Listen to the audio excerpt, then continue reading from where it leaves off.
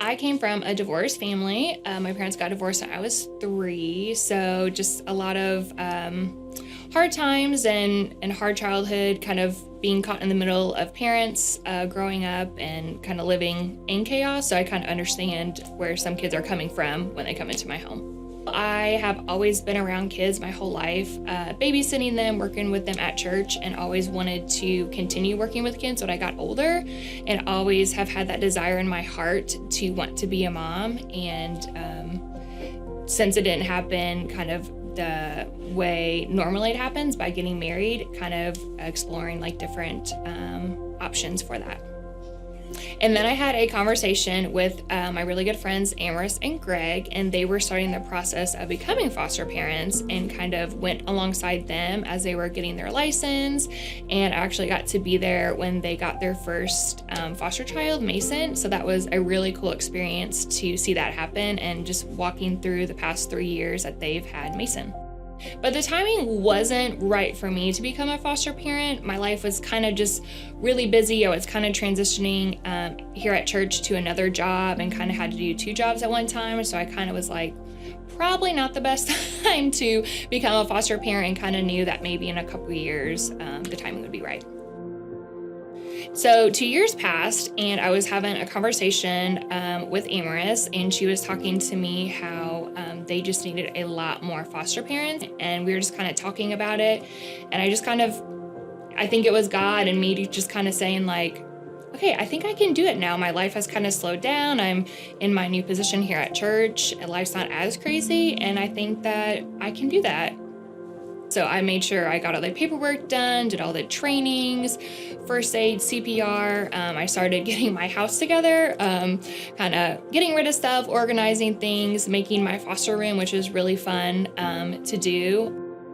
So then God placed a baby girl with me in June. She was 10 days old. I got licensed on a Monday, and on that Thursday I got a call.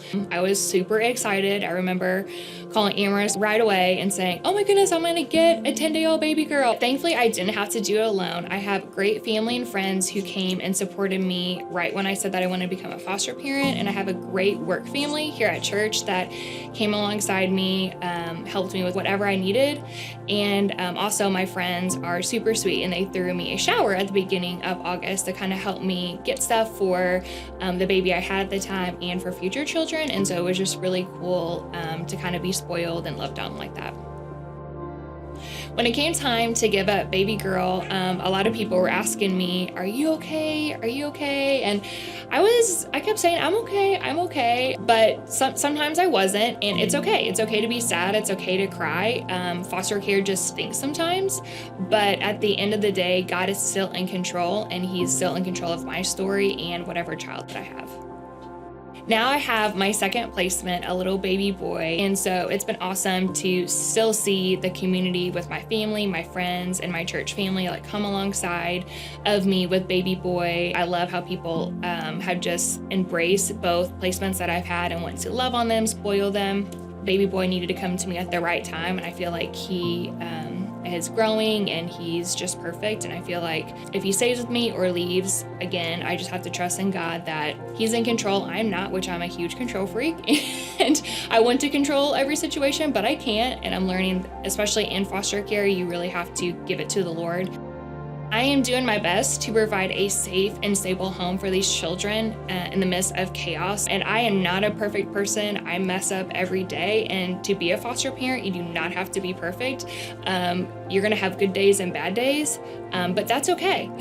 And God is always with you, and He's always with me every day. I take foster parenting day by day because it can change every single day. And God will bring the right people at the right time to help you. And even if you don't want to become a foster parent, if you're quite not at that step, there are so many different ways that you can be a part of a foster parent's life. All you have to do is open your heart, open your home, and trust in God, and He will take care of the rest.